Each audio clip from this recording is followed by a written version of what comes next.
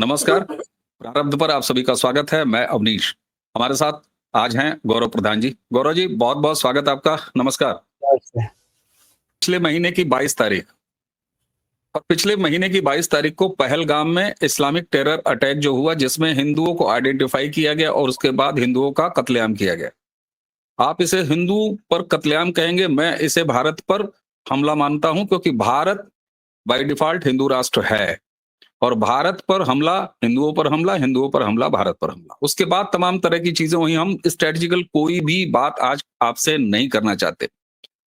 हमने आपसे इतने दिनों बाद उस घटना के इसलिए बात किया कि एक ब्रॉडर विज़न हम आपसे लेना चाहेंगे।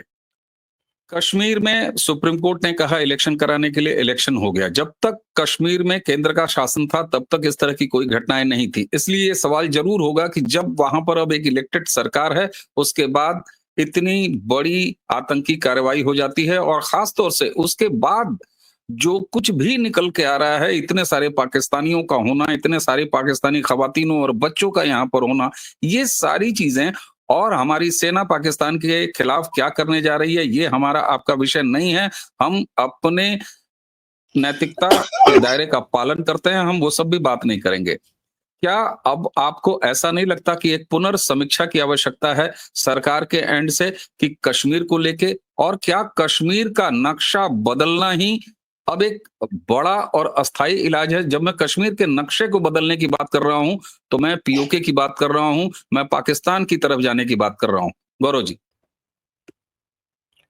मेरे ख्याल से इसमें तो कोई दो राय नहीं है कि नक्शा हमें बदलना है। नक्शा बदलना नहीं है, बदलना वर्ड गलत है। हमें नक्शे को ठीक करना है, क्योंकि 1947 में जब पार्टीशन हुआ था, तो पार्टीशन क्यों हुआ था? पार्टीशन की थ्योरी जो लोगों को पचाई गई थी, वो ये थी कि भई मुसलमान हिंदू के साथ नहीं रह सकता, और टू नेशन थ्योरी की बात हुई थी। लेकिन असलियत ये है कि अगर टू नेशन थ्योरी की बात थी, तो भारत में रह रहे मुसलमानों को ऑप्शन क्यों दिया गया था कि वो भारत में रह सकते हैं, वो पाकिस्तान चाहें तो पाकिस्तान जा सकते हैं। 1950 8 अप्रैल 1950 को नेहरू लियाकत एग्रीमेंट हुआ था, जिसको दिल्ली पैक्ट भी बोलते हैं, और उसमें पूरी छूट दी गई थी कि आप भारत में रह सकते हैं, भारत में टहल सकते हैं, जब चाहें घुस सकते हैं, जब चाहें जा सकते हैं, जो चाहें कर सकते हैं। तो फिर टू नेशन थ्योरी कहाँ गई? पार्टीशन क्यों हुआ था?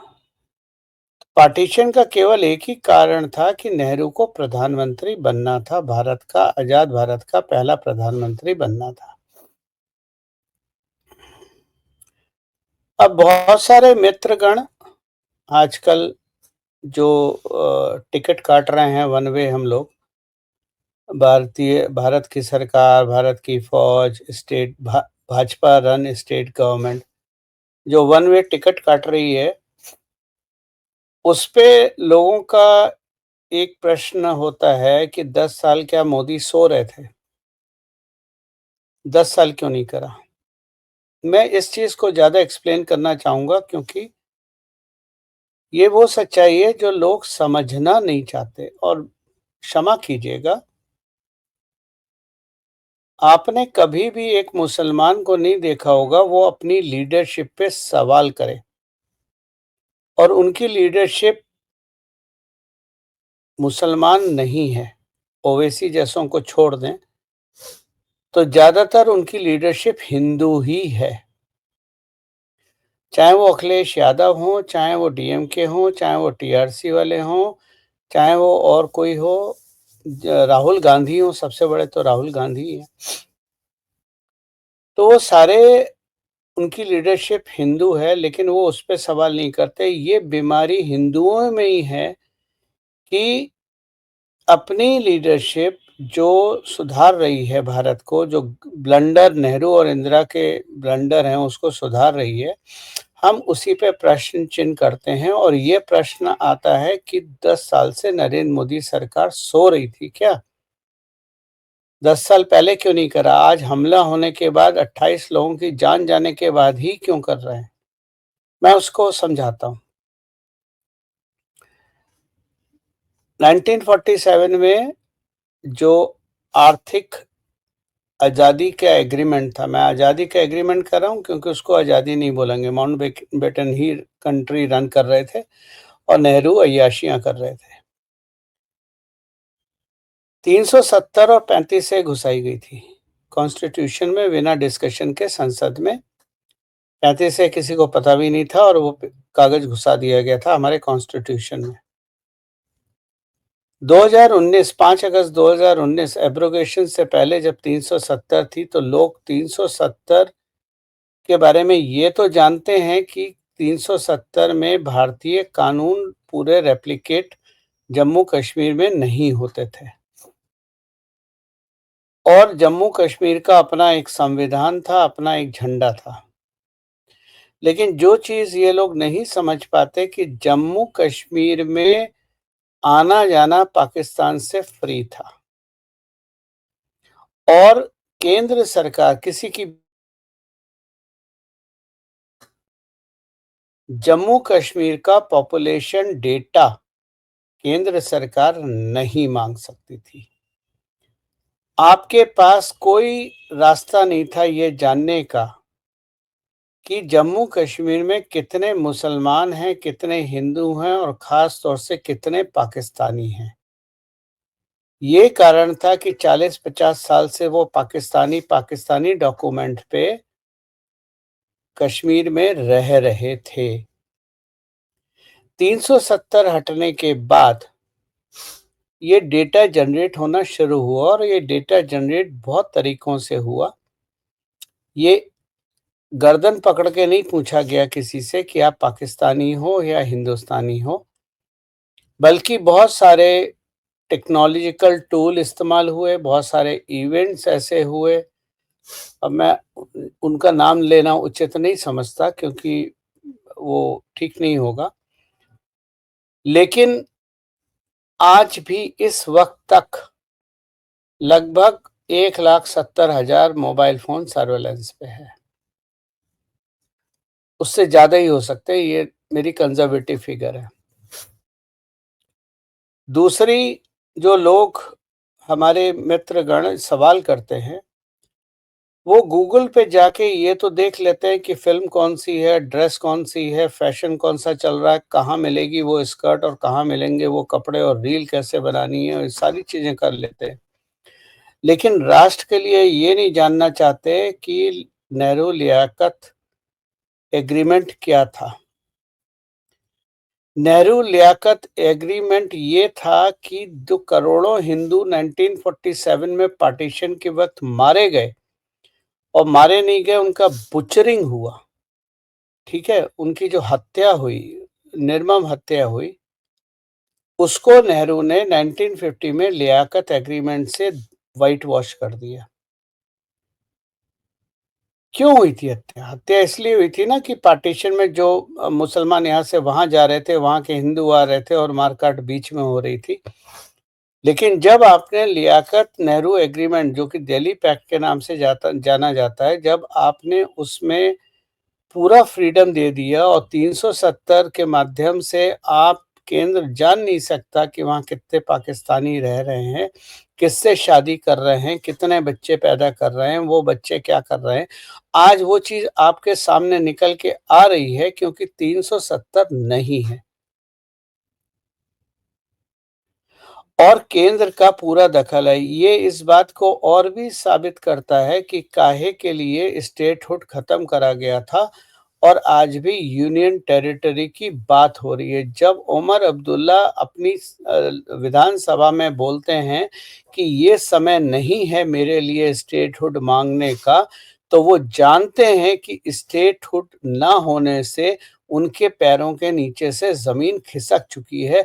उनके बाप ने जितने मुसलमान पाकिस्तान से भारत में भरे थे, अमन की आशा लेके और दिल्ली में लुटियंस दिल्ली में बैठे हुए इंटेलेक्चुअलों ने, जितनों ने अमन की आशा का झंडा उठाया था, वो आज सारी चीजें एक्सपोज हो रही हैं। और ये लोग जो पाकिस्तान से कश्मीर में आए थे, यही लोग ट्रेनें और बसें पकड़ के बिहार, यूपी, बंगाल, महाराष्ट्र और अन्य जगहों पे पहुंचे हुए हैं। जब शाहीन बाग में कागज नहीं दिखाएंगे तो कागज कैसे दिखाएंगे, जब कागज है ही नहीं। कागज तो पाकिस्तानी पासपोर्ट और पाकिस्तानी डॉक्यूमेंट है, या बांग्लादेशी पासपोर्ट और बांग्लादेशी डॉक्यूमेंट है।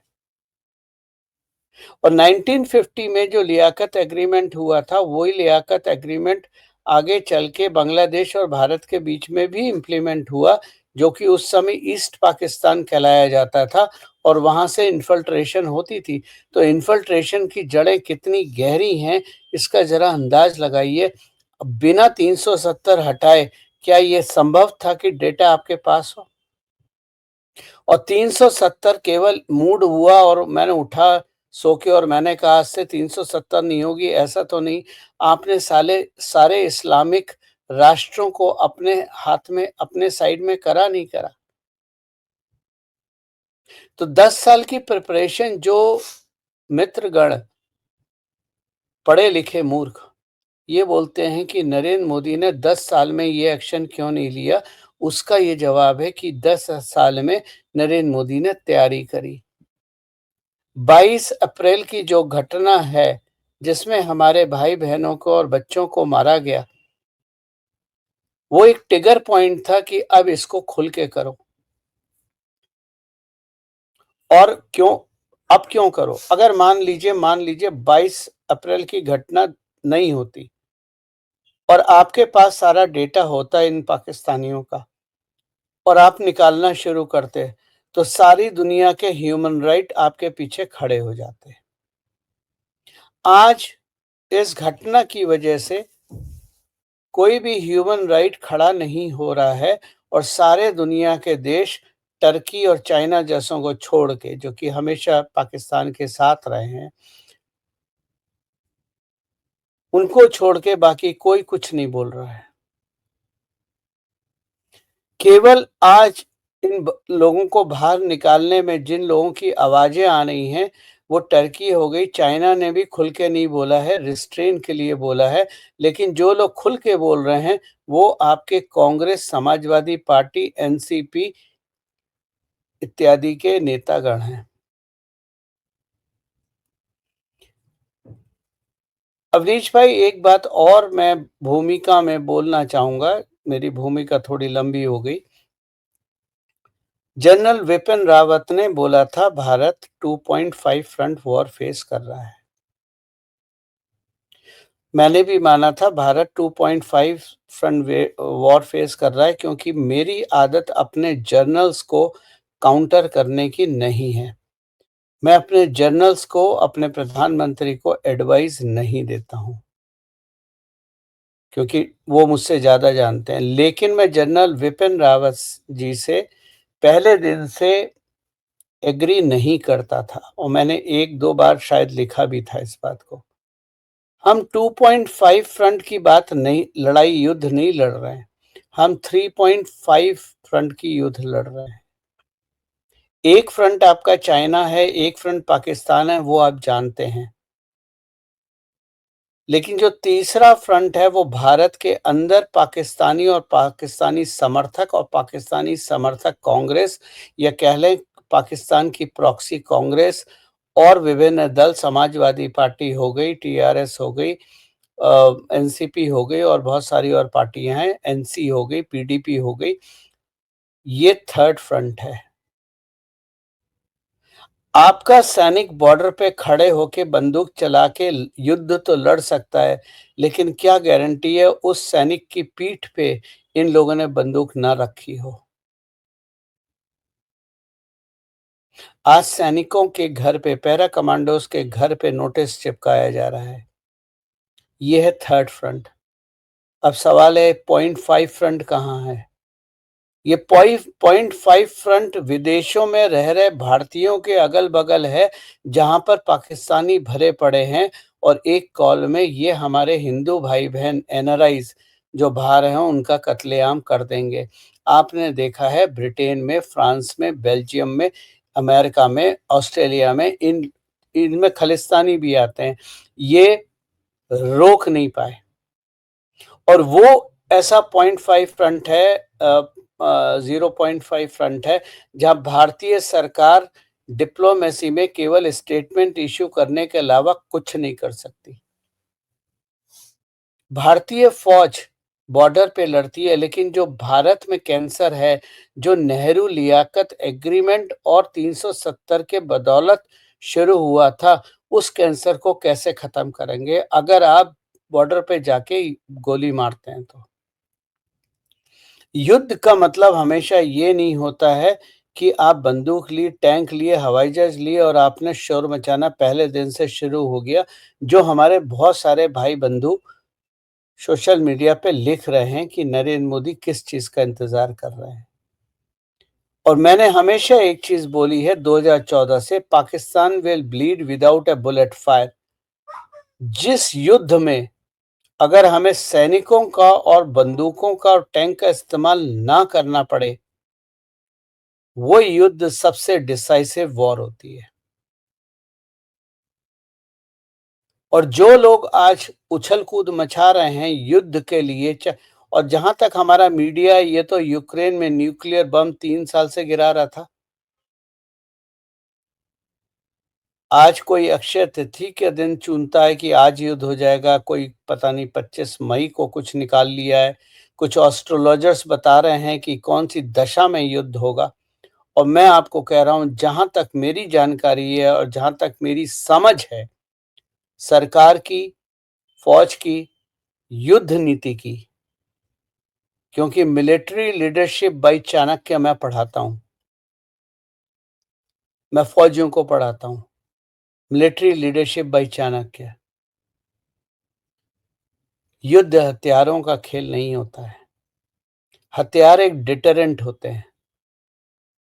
और जो अच्छा शासक होता है वो कभी हथियार नहीं। तो जितने लोग आज उछल कूद मचा रहे हैं कि युद्ध नहीं हुआ, ये नहीं हुआ, वो नहीं हुआ, मैं एक छोटा सा विनम्र निवेदन के साथ एक सवाल पूछना चाहता हूं। अगर पेट्रोल 200 रुपए हो जाएगा, टमाटर 100 रुपए हो जाएंगे, आटा 100 रुपए हो जाएगा, तो क्या आप नरेंद्र मोदी को दोष दोगे? या दवाइयों की किल्लत होगी तो आप नरेंद्र मोदी को दोष दोगे? क्योंकि जब युद्ध होगा तो इन्फ्लेशन होगा। 75 दिन का तेल हमारे पास है, काफी है, बहुत है, लेकिन जब युद्ध होगा तो सारे तेल पे प्रथम अधिकार फौज का होगा, फौज के इक्विपमेंट्स का होगा, फौज के टैंक्स, गाड़ियां, बख्तरबंद गाड़ियां, इन चीजों का होगा। आपको तेल वही 100 रुपए का जो आज मिलता है, 90 रुपए का जो आज मिलता है, वही तेल आपको 200-300 मिलेगा। क्या आप तैयार हैं उसके लिए? तो आज हमने क्या करा? और आप ही के चैनल पे एक बार नहीं कई बार डिस्कशन हुआ है जब मैंने बात करी थी पानी की। और मैं आज से नहीं, मैं बहुत सालों से चिता रहा हूं कि पानी वो वेपन है जिससे इस खित्ते में युद्ध नीति में पानी का इस्तेमाल होगा। जब ट्रीटी, इंडस वाटर ट्रीटी खत्म करने की बात हुई और सरकार ने उसे सस्पेंड करा, तो सारे पढ़े लिखे हमारे जो ओपिनियन मेकर्स हैं, यूट्यूबर्स हैं, सब ने बोला इंफ्रास्ट्रक्चर कहाँ है, डैम्स कहाँ है, स्टोरेज कहाँ है, दुनिया भर की चीजें। ये तो कर दिया, इसका कोई असर नहीं हुआ होगा। सैटेलाइट इमेज बता रही है कि पानी सूख गया है उस तरफ। तो जो आप बोल रहे हैं कि 10 साल मोदी ने क्या करा, 10 साल मोदी ने इंफ्रास्ट्रक्चर बनाया, क्योंकि पहले दिन से क्लियर था कि इंडस वाटर ट्रीटी, जिसमें 80% पानी का अधिकार पाकिस्तान का था, 20% भारत का था, जिसमें राजस्थान, गुजरात में पानी नहीं जाता था, हरियाणा में पानी नहीं जाता था और हम सूखे में रहते थे। वो वन साइडेड नेहरू की हुई ब्लंडर है। जिसमें हम मौका देख रहे थे और पिछले 2 साल से तो पाकिस्तान को भी बोल रहे थे, हमें रीनेगोशिएट करना है। तो 8 साल पिछले 10 साल से हम वो डैम बना रहे थे, हम वो स्टोरेज कैपेसिटी बना रहे थे, हम वो कैनाल बना रहे थे, ताकि जब ज़रूरत पड़े एक झटके में पानी को रोका जा सके। दिक्कत ये है कि लोग सुनी-सुनाई बातों पे और हेडलाइन पे विश्वास करते हैं और बहुत कम लोग होते हैं जो अपनी बात कहने के लिए मतलब डंके की चोट पे अपनी बात कहने के लिए पैरों पे चल के ऐसी जगह खुद अपनी आँखों से देखते हैं, समझते हैं, उसके बाद आप जैसे महानुभावों के साथ बैठ के असलियत बयान करते हैं। मैंने कई बार बोला मैं कोई न्यूज़पेपर नहीं पढ़ता, मैं कोई चैनल नहीं देखता, मैं कोई यूट्यूब नहीं देखता। मैं अपना रिकॉर्ड ये वाला रिकॉर्ड करा हुआ यूट्यूब भी कभी नहीं देखता, रिकॉर्डिंग के बाद। तो ये प्रश्न उस प्रश्न का जवाब है कि 10 साल से नरेंद्र मोदी क्या कर रहे थे? या 10 साल से नरेंद्र मोदी ने क्यों नहीं लोगों को निकाला? अवनीश भाई। जी बिल्कुल। और ये सारी चीजें नेहरू लियाकत पैक्ट और इंडस वाटर ट्रीटी, ये सारे तो इतने बड़े ब्लंडर हैं। और तो और मतलब मैं तो पाकिस्तानियों के मुंह में घी शक्कर डालूंगा कि तुमने धमकी ही दी है शिमला पैक्ट को सस्पेंड करने की या उसको कैंसिल करने की, कर दो भैया, और नहीं करो तो कम से कम सरकार को कर देनी चाहिए। गौरव जी, अगर कश आप मैं एक हम्म, चीज़ बता दूँ, पाकिस्तान परसेप्शन पे खेलता है। ना उसके पास फ़ौज है, उसकी फ़ौज के आधे भगौड़े हैं, ना उसके पास हवाई जहाज हैं। अब एक छोटी-सी बात बोलता हूँ मैं। पाकिस्तान ने 2 तरह के हवाई जहाज हैं पाकिस्तान के पास, एक F-16 है, के कुछ पुराने मॉडल हैं और एक वो चाइना का JF-17 है या J-17 है, वो वाला हवाई जहाज है। मैं कमी बताऊँ? F-16 पुराना हो चुका है और उसमें एक कंडीशन है कि ये भारत के खिलाफ इस्तेमाल नहीं होगा। और JF-17 जो है, जो चाइना से, उसमें सबसे बड़ी प्रॉब्लम पता है? उसका इंजन प्रॉब्लम है, वो धुआँ छोड़ता है। जब वो धुआँ छोड़ता है ना, तो वो आराम से मिसाइल्स कैच कर लेती हैं। तो वो सबसे बड़ा वीक पॉइंट है। ख़ैर, मैं मिलिट्री का बंदा नहीं हूँ, मैं टेक्निकल बंदा नहीं हूँ, लेकिन ये मेरी थोड़ी-सी टेक्निकल नॉलेज है, जो साइंटिफिक ब्लेंड ऑफ माइंड की वजह से। बाकी एक्सपर्ट्स इसके बारे में ज़्यादा बोल सकते हैं। बिल्कुल। और मैं अपने यहाँ गौरव जी रिटायर्ड कमांडर हैं नेवल ब्रह्मपाल सिंह सर, उनके साथ मैं बात करता हूँ। उन्होंने पाकिस्तान के बारे में, क्योंकि इन लोगों के तो कोलीग्स होते हैं और इनको काफी इंफॉर्मेशन होती है, उन्होंने कहा कि पाकिस्तान की मिलिट्री इस समय अपने लोएस्ट कैपेसिटी में है, वर्किंग कैपेसिटी में है, जो कुछ भी छोटी सी है। और वो तो नेवल के बारे में बता रहे थे कि उनके पास कुल मिला के 5 हैं और 3 उसमें से जंग यार्ड में खड़े हैं। तो खैर ये एक बेस्ट टाइम है। और वैसे भी क्या वहां करना है, जब हमारे प्रधानमंत्री ने हमारे तीनों सेना अध्यक्षों पर इसका जिम्मा सौंप दिया है और सौंप के बिल्कुल वो अपने रूटीन के काम पे लग गए हैं। मैं जातीय जनगणना पर नहीं करूंगा, ये तो देखिए आपसे जिक्र भी नहीं देखिए करूंगा मैं। हाँ देखिए, हाँ, मैं एक एक छोटी बुलेट सी बात आपके सामने खाली रख दूं। गौरव जी, मैं अब आपसे ये जानना चाहूंगा, आपका जो थारो अनुभव है जम्मू कश्मीर का, वैली का स्पेशली, तरह तरह का अनुभव है, मतलब डीप रूटेड अनुभव है। बहुत सारी हमने आपसे बात किया। जब आपने कहा कि अब कश्मीर पर बात नहीं करनी है, तब मैंने आपसे कश्मीर पर बात करना छोड़ के हम नॉर्थ ईस्ट पे गए। सवाल ये होता है कि कश्मीर का हम इलाज कर देंगे, यानी नक्शा बदल देंगे, उस बहाने पाकिस्तान का भी इलाज हो जाएगा, निश्चित हो जाएगा। लेकिन अभी इस पहलगाम घटना के बाद एक जो सामाजिक रूप में दिखाई दे रहा है, वो कश्मीरियों के बारे में, चाहे वहां लोकल सपोर्ट हो इतने हजारों की संख्या में, कश्मीरियत के नाम पर जो कश्मीरी पॉपुलेशन है, उनके माइंडसेट के बारे में भी क्या रीथिंक करने की जरूरत है, या उनको भी सुधारने की जरूरत देखिए, इससे आपके सवाल का जवाब दूँ उससे पहले एक चीज़ और बता दूँ।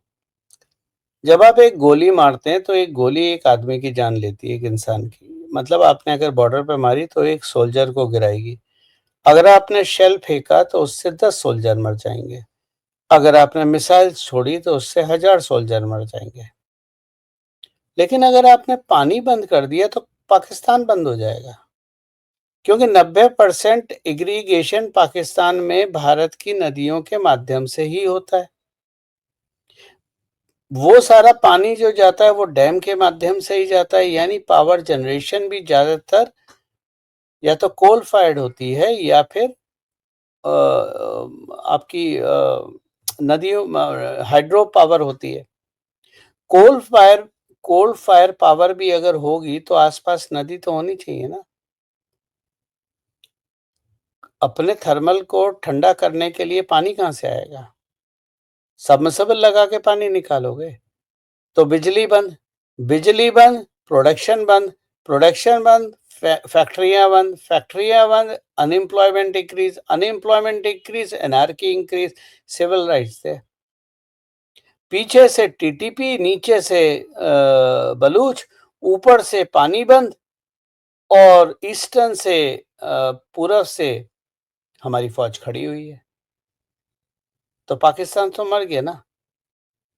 जिस देश का आर्मी चीफ छोड़ के भाग जाए, जिस देश का आर्मी चीफ पीठ दिखा के भागे, जिस देश का आर्मी चीफ सबसे पहले अपनी फैमिली, अपने रिश्तेदारों को, जिस देश की आर्मी के जनरल्स अपनी फैमिलियों को रिलोकेट करें, उसको आप बोलोगे कि बहुत स्ट्रांग आर्मी है? वो तो भगौड़े हैं साले, वो तो भाग खड़े हुए हैं। वो तो अब सफेद झंडा लेके कभी यूएन पहुंच जाते हैं, कभी वर्ल्ड बैंक पहुंच जाते हैं। और 10 साल नरेंद्र मोदी ने क्या करा, मैं एक चीज और बताता हूं। इंडस वाटर ट्रीटी में पाकिस्तान भारत के अलावा ज्वाइंट सिग्नेटरी वर्ल्ड बैंक है। वर्ल्ड बैंक कौन कंट्रोल करता है? वर्ल्ड बैंक को अमेरिका कंट्रोल करता है। वर्ल्ड बैंक हो, यूएन हो, यूएनएससी हो, जितनी भी बॉडी हैं क्लाइमेट चेंज की, इनका असली मास्टर पीछे अमेरिका ही है। वर्ल्ड बैंक ने क्या कहा कि हमारा जो सिग्नेचर था वो टाइम बीइंग था, अब ये भारत और पाकिस्तान के ऊपर निर्भर करता है वो इसे कैसे लेके जाते हैं, और भारत अपने डिसीजन लेने के लिए स्वतंत्र है। ये क्या वर्ल्ड बैंक की सोच बदलना एक दिन का काम है? ये है 10 साल की मेहनत, 10 साल की डिप्लोमेटिक मेहनत। अब जो आपने प्रश्न पूछा था, क्या था मैं भूल गया, सॉरी। आपने जी बस क्योंकि जो कश्मीरी लोगों हाँ, का एक ओके, मैं एटीट्यूड रहा, अब मैं समझ उसके बारे में, मैं इस पहलगाम विशेष और उसके बाद जो जिस तरह के वीडियोस आ रहे हैं, जिस तरह की फीलिंग्स आ रही हैं, जिस तरह की कई जिम्मेदार जो कंटेंट क्रिएटर्स हैं, वो जाके वहां से चीजें ले आ रहे हैं, बड़ा निराशाजनक है। और स्थितियां तो बिल्कुल आशाजनक थी। मेरा सवाल उस तरफ है। मैं आपको उसको विस्तार से बताता हूँ, क्योंकि इस खित्ते में चप्पे-चप्पे पे मैं पैदल चला हूँ। मैंने कभी नहीं कहा कि कश्मीर सुधर गया। मैंने आपके चैनल पे भी, आप पुराने वीडियो निकाल के देख लीजिए रिकॉर्ड से, मैंने हमेशा कहा है 10 से 20% आज भी प्रॉब्लम है। 4-5 1-2 डिस्ट्रिक्ट हैं जहां प्रॉब्लम है। मैंने हमेशा हमेशा आपने एक कहा। बात वो सारे वीडियो मैंने आज मैं लगाऊंगा, इसी वीडियो के डिस्क्रिप्शन में लगाऊंगा गौरव जी। और डिट्टो आप जो बात कह रहे हैं, मैं कोट कर रहा हूं पूरी जिम्मेदारी के साथ, आपने हमेशा ये कहा है, बिल्कुल कहा है जी। मैंने हमेशा एक बात बोली है कि श्रीनगर से आप जितना दूर जाते जाओगे, भारत का झंडा उतना बुलंद होता जाएगा। ये मेडिकल कैंप करके और 5,000 लोगों के मोबाइल नंबर लाके मैं क्या वहां चूरन बेच रहा था अपने पैसे से? मरो मेरी बला से। लेकिन मेरा एक प्रश्न है, बहुत सारे लोगों ने बोला कि कश्मीर नहीं जाना चाहिए, कश्मीर का टोटल बॉयकॉट होना चाहिए। बिल्कुल होना चाहिए, मैं आपके पूरा तरह से आपके साथ हूं। एक भी टूरिस्ट कश्मीर में नहीं जाना चाहिए, एक भी होटल बुक नहीं करना चाहिए, एक भी शिकारा बुक नहीं करना चाहिए। तो उन कश्मीरियों को उसके बाद बुक कौन करेगा? ये कभी सोचा है आपने? वो पाकिस्तानी ही तो करेगा। तो आपके लिए आप कश्मीरी मुसलमान देख रहे हो, फ़र्क मेरी सोच में और आपकी सोच में बस एक छोटा-सा है। आपको कश्मीरी मुसलमान दिख रहा है, मुझे ऋषि कश्यप की भूमि दिख रही है। मुझे शंकराचार्य का मंदिर दिख रहा है। मुझे ज्येष्ठा देवी दिख रही है, मुझे पंचमुखी हनुमान जी दिख रहे हैं, मुझे पांडव और भीम द्वारा बनाए हुए मंदिर दिख रहे हैं, मुझे माता दिख रही है, मुझे महादेव दिख रहे हैं। मत जाओ कश्मीर। 370 से पहले 2017 से पहले भी टूरिस्ट इतना नहीं जाता था। खेल कौन रहा था? खेल वहां पर कश्मीर में खेल किसका था? फौज में हम लोग एक बात बोलते हैं, the more the footprint the more secure the places. Keran और उरी जैसे जगहों में टूरिस्ट का अलाउ क्यों करा गया? क्योंकि जहां हमारा मानना है कि जहां टूरिस्ट ज्यादा जाता है वो जगह अपने आप सिक्योर हो जाती है, फौज पे प्रेशर कम होता है, चाइना इंटेलिजेंस बॉर्डर पे भी यही इंटेलिजेंस स्ट्रेटेजी। इंटेलिजेंस गैदरिंग बढ़ जाती है। तो जब तक आपके पास इंटेलिजेंस नहीं होगी, 370 हटने से के पहले आपके पास कुछ नहीं था, आपके पास कोई डेटा नहीं था। आज जब आप वहाँ G20 करते हो, जब आप वहाँ लोगों को और अपनी योजनाएं देते हो और फ्री लोडर उस योजना को लेने के लिए लपकते हैं, वो अपने सारा आइडेंटिफिकेशन पब्लिक कर देते हैं। एक छोटी-सी लाइन बोलना चाहता हूं कि नरेंद्र मोदी की सरकार परसेप्शन और नैरेटिव से नहीं चलती है।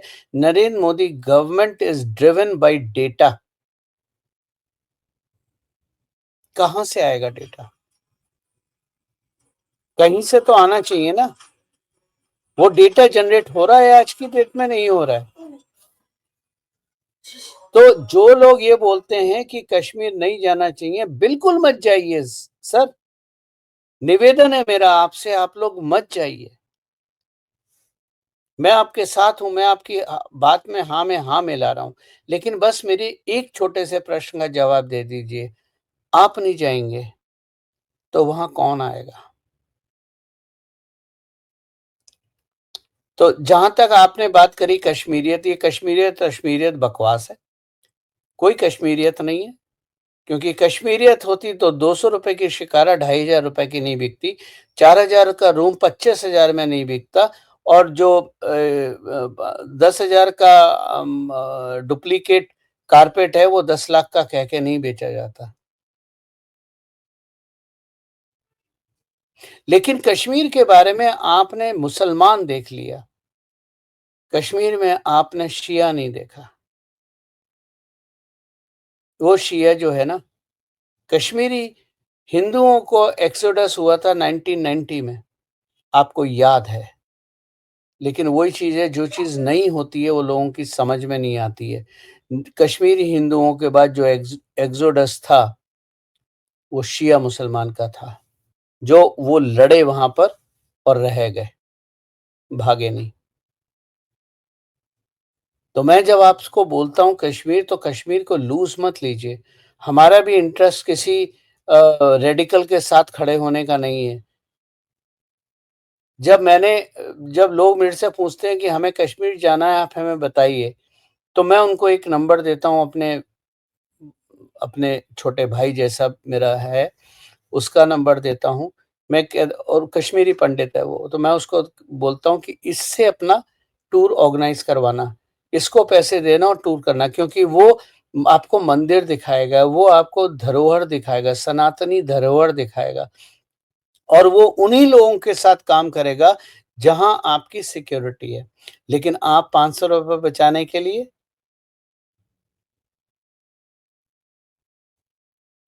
और रहा सवाल 22 अप्रैल का, तो 22 अप्रैल का कोई टूरिस्ट को नहीं मारा है। 22 अप्रैल को आईबी के लोगों को मारा गया है। फर्क है। मेरी सोच यही मेरी सोच और लोगों की सोच का फ़र्क है। आज आप बात कीजिए, अब आप एक वीडियो मेरे पास दिखाया गया, उस व्यक्ति ने कहा कि अगर हमारे गाँव में हिंदू होगा, प्रश्न उससे ये था कि अगर तुम्हारे गाँव में हिंदू होगा तो क्या होगा? वो रह सकता है? तो उसने कहा मारूँगा मैं, हम मारेंगे उसे। ये वीडियो आपने देख लिया, आपने ये हेडलाइन चिपका ली अपने माथे पे, लेकिन आपने वीडियो पूरा सुना? उसने क्या कहा? उसने कहा कि अगर आप सड़क पे बैठ के मेरे गाँव में, मेरे एरिया में दारू पियोगे, अगर आप दारू पी के गंदगी मचाओगे, तो मैं आपको मारूँगा। तो इसमें गलत क्या है? मैं किसी का नाम नहीं ले रहा, लेकिन भारत के 2-3 राज्य ऐसे हैं, जहाँ के लोगों की एंट्री गोवा में भी बंद हो गई है। लोग रिसॉर्ट नहीं देते, लोग रूम नहीं देते, क्योंकि ये वहाँ दारू पी के दंगे करते हैं। यही वो लोग हैं जो हरिद्वार जाते हैं, माता गंगा के किनारे बैठ के टांगे माता गंगा के नदी में डाल के और वहां जाके हुक्का और दारू पीते हैं। उनकी वहां पिटाई होती है, तो वहां की पिटाई जेन्युइन है। लेकिन कश्मीर में अगर वही काम कर रहे हो, वहां का आदमी मारे तो ठीक है। उनके मजहब में दारू पीना नहीं है तो मत पियो यार। उस वीडियो में ये भी कहा है, आपको दारू पीनी है, आप अपने होटल में पीजिए, अपने कमरे में पीजिए, अपने घर में पीजिए, कोई दिक्कत नहीं है। लेकिन आप सड़क पे बैठ के क्यों पियेंगे?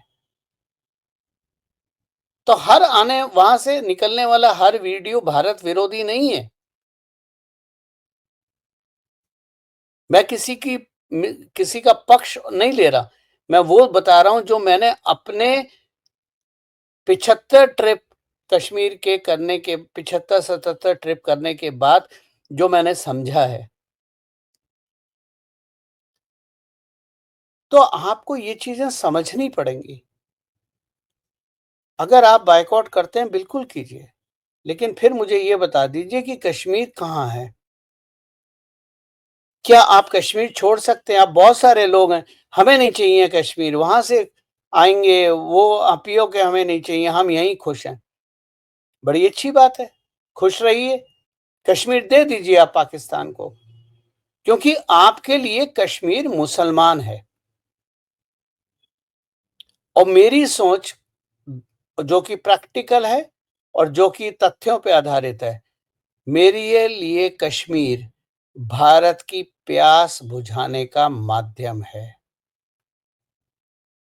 क्यों चाइना शिलोंग चाहता है, सिक्किम चाहता है, अरुणाचल चाहता है, पूरी बेल्ट सियाचिन तक की चाहता है, हिमालयन रेंज अपने कंट्रोल में चाहता है? क्यों चाइना ने तिब्बत पे हाथ मारा हुआ है? क्योंकि जो यहाँ की पॉपुलेशन है, साउथ ईस्ट एशिया, जो कि यूरोप अमेरिका की पॉपुलेशन के कंबाइन करके डबल है, उसका पानी इसी बेल्ट से आता है। तिब्बत को थर्ड पोल बोलते हैं, थर्ड पोल ऑफ वाटर। मत जाइए कश्मीर, दे दीजिए कश्मीर पाकिस्तान को, शांति हो जाएगी, बिल्कुल हो जाएगी। जो आज इंडस वाटर पाकिस्तान में कर रहा है ना, आपकी नदियां बंद हो जाएंगी। उगा लीजिए फसल, पी लीजिए पानी। 1999 में आर्टिकल लिखा था कि आने वाला युद्ध पानी का युद्ध होगा, और वो बात साबित होती जा रही है। जी, अब बिल्कुल ये बात तो सही है। देखिए कश्मीर का बायकॉट करना ये तो कोई हल ही नहीं है, कोई सवाल ही नहीं है। और चीन बॉर्डर पे, जैसे मैंने कहा, चीन बॉर्डर पे टूरिस्टों को खोला गया है। और आपने बिल्कुल वो मिलिट्री फुटप्रिंट वाली जो बात कही एकदम सही है। चलते-चलते अब मैं एक एक सवाल, छोटी सी देखिए, एक छोटी हाँ, एक छोटी सी बात और, लोग मेरे को बोलते हैं सर आप 108 की बात करते हैं, तो आप तो कश्मीर जाते हैं, 108 वहां क्यों नहीं अप्लाई करते? पहली चीज, कश्मीर 96% मुसलमान है, तो अगर 108 वहां नहीं हो रहा है तो मैं कश्मीर छोड़ दूं? दूसरी बात, एब्सोल्यूट टर्म में कोई बात नहीं बनती है। अगर आप कश्मीर जा रहे हैं, आप शिया होटल लीजिए, आप यासीन मलिक के होटल में क्यों रुके हुए हैं? आप फारूक अब्दुल्ला, उमर अब्दुल्ला, मुफ्ती महबूबा के होटल में क्यों रुके हुए हैं? ये सारे नेता वहाँ पर मीर वाइज उमर फारूकी के होटल में क्यों रुके हैं? ये सारे नेताओं के वहाँ बड़े-बड़े होटल हैं, 5 स्टार होटल्स हैं। क्यों रुके हैं आप? आप पता कीजिए शिया हो तो। तभी तो मैं अपने बंदे का नंबर देता हूँ कि वो आपको ऐसी जगह क्यों आप सरदार जी के होटल में क्या दिक्कत है रुकने के लिए? सरदार जी का होटल है। हमारे प्रोग्राम होते थे सरदार जी के होटल में होते थे या शिया के होटल में होते थे। हम तो कभी नहीं गए 5 स्टार में। तो आप अगर वहाँ का इकोनॉमिक बायकॉट कर देंगे जो कि करना चाहिए जी, क्योंकि इमोशन आपके वैसे देखिए इसीलिए मैं कहता हूँ आप इमोशनली डिसीज़न लेते हैं, मैं डिसीज़न विथ इमोशन लेता हूँ। मेरे में और औरों में यही फ़र्क है और बिल्कुल। मेरी सोच हमेशा शांत दिमाग के साथ होती है। मैं उत्तेजित होके कोई चीज़ नहीं करता हूँ। उत्तेजना में कुछ कर पाना संभव नहीं है और कर भी लिया अगर उत्तेजना में, तो उससे कुछ हासिल भी नहीं होता। और आपने जो एक बात कही ना कि आप सेलेक्ट कीजिए ना, आप बायकॉट मत कीजिए, लेकिन आप जब उत्तर प्रदेश में या पूरे भारत में ये कहते हैं कि हम तो भैया दुकान पर नाम देख के और उसके बाद एक हिंदू इकोनॉमी की जो बात होती है, ठीक है, वहाँ की डेमोग्राफी अगर ऐसी है, तो आपने अच्छा विकल्प बताया, बिल्कुल सही है। वहाँ पर शियाज़ हैं, वहाँ पर कश्मीरी पंडित हैं, उनको भी रोज़गार चाहिए, वहाँ पर हमारे और भी जो सरदार भाई हैं, वहाँ वो भी हैं, आपके वहाँ आपके बकरवाल हैं, वहाँ आपके बकर गुर्जर हैं, वहाँ आपके और बहुत लोग हैं, वो लोग भी बिज़नेस चलाते हैं। तो आपको क्या ज़रूरत है कि चमक-धमक वाला अब आप जब टूर ऑपरेटर से बुक करते हैं, तो सारे टूर ऑपरेटर कौन हैं? वही हैं, वही तो है ना।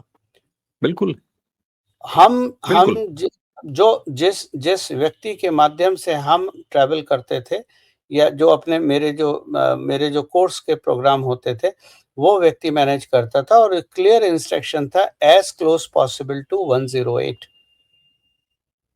बिल्कुल। ये आपको ध्यान तो हमें आपको रखना पड़ेगा। आपको आपको विश्वास नहीं होगा, जब हम हाँ, होटल हायर करते थे अपने प्रोग्राम के लिए तो 42 रूम थे, 42 के 42 रूम हमारे होते थे।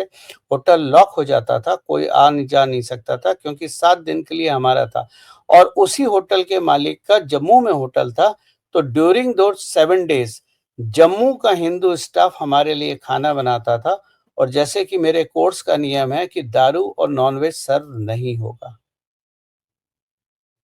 आप कंडीशन ठीक कर है। सकते हैं। बिल्कुल, बिल्कुल, आप थोड़ा-सा रिसर्च कर सकते हैं और एक चीज़ और है कि जो काम सरकार को करना है, वो सरकार करेगी, जो काम सेना को करना है, वो काम सेना करेगी। कब करेगी, ये हमारे टाइम टेबल से नहीं है, नहीं हो सकता, वो इस तरह के सामरिक डिसीज़न हैं, उन पर किसी का वश नहीं, उन पर केवल और केवल मिलिट्री का वश है और वही इसको करेगी। और एक चीज़ और, कश्मीर भी सुधरेगा, कश्मीरी भी सुधरेंगे।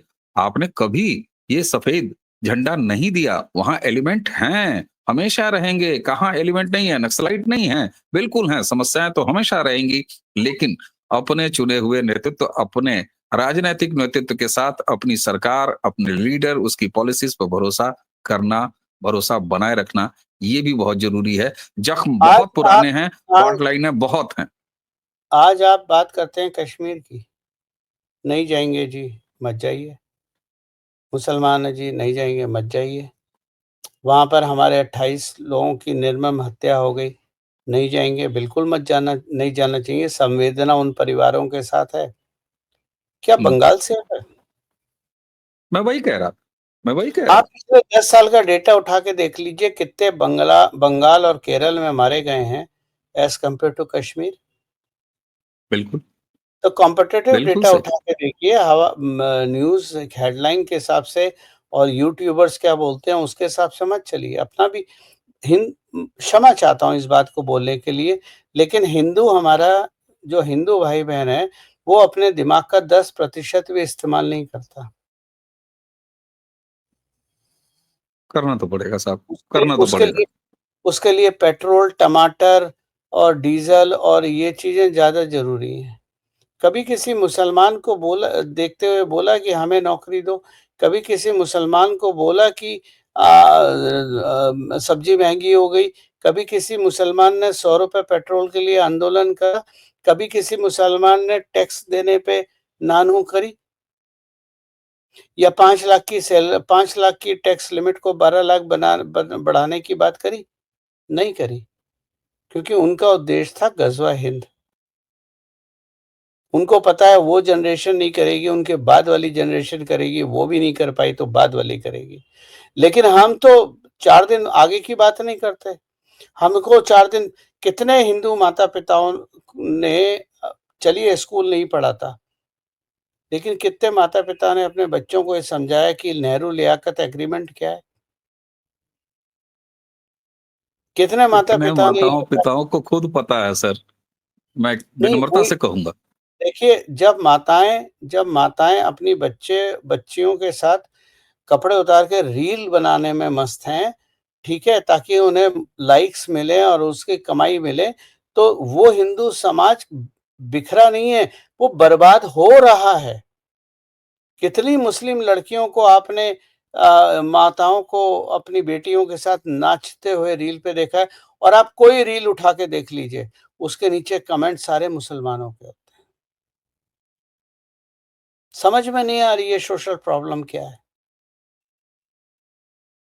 बिल्कुल मछली आईने तो तो आप देखने नहीं पड़ेंगे। वो तो म अब आप अगर आप अपनी बच्चियों के साथ वक़्त नहीं गुज़ार सकते, सकारात्मक बात नहीं कर सकते, आपके पास टाइम नहीं है क्योंकि आपको पैसे कमाने की होड़ है, तो वो बच्चियाँ 16 साल की, 14 साल की बच्चियाँ तो बाहर जाके वो कंधा ढूँढेंगी, जो कंधा उनकी तारीफ़ करे। दोष आप किसे दे रहे हैं? आज आप रोज का हिसाब है, ये 7-8 यूट्यूबर हैं, जो सुबह-शाम नरेंद्र मोदी को प्रश्न चिन्ह लगाते हैं। अभी वो नया फिजूफा शुरू हो गया है, कास्ट सेंसस का। किसी ने ये लाइन नहीं सुनी कि कास्ट सेंसस नहीं है, नेशनल सेंसस में कास्ट शब्द है। राहुल गांधी ये सोच के उछल रहे थे कि हम इस माध्यम से हिंदुओं को आपस में डिवाइड कर देंगे, ओबीसी, एससी, एसटी, पिछड़ा, दलित, अति दलित, ब्ला ब्ला ब्ला। लेकिन अब जब कास्ट सेंसस में वो फील्ड आई है, तो आपको ये भी बताना पड़ेगा आप अहमदिया हैं, आप शिया हैं, आप पसमंदा हैं, आप बोहरा हैं और क्रिश्चियंस को बताना पड़ेगा आप ऑर्थोडॉक्स हैं, आप कौन हैं, वो सारी चीज़ें अब आएँगी। बिल्कुल आएंगी। और गौरव जी, ये भी आएगा और कि यही रॉबर्ट ये जो इन्फॉर्मेशन आएगी, इसको मैच करा जाएगा उस इन्फॉर्मेशन से जिसके बेसिस पे आपको फ्री राशन और स्कीम मिलती हैं और उसके स्किम्स बाद उसको पर काटे जाएँगे। जियो ने भी जब नेटवर्क शुरू करा था ना अपना, अवनीश भाई, 500 वाला फ्री में बाँटा था। तो फ्री में इंटरनेट बाँटा था और लत बिल्कुल, लगने के बाद एक-एक स्टेप करके जियो पैसे कमाता गया, अपने बेटे की शादी का पूरा खर्चा भी निकाल लिया, जो उसका राइट है निकालना। गौरव जी, मैं इस पे आपको 1 सेकंड, आज ओवैसी कुछ बोलें, हिंदू कुछ बोलें, मुसलमान कुछ बोलें, जो आप लोग बात करते हैं और एक स्टैंडर्ड क्योंकि जो कमेंट करने वाला समाज है, सोशल मीडिया पे, वो पढ़ा-लिखा है, उसमें बहुत से पढ़े-लिखे हैं और बहुत से बड़े पदों पे भी हैं, लेकिन वो पढ़े-लिखे मूर्ख हैं। वो हर बात में उन्होंने एक शब्द सीख लिया है, जिसको ये 4-5 यूट्यूबर्स ने सिखाया है, अल्तकिया, कि ये अल्तकिया है, ये अल्तकिया है, ये अल्तकिया है। सबका साथ और सबका विकास क्या है भाई?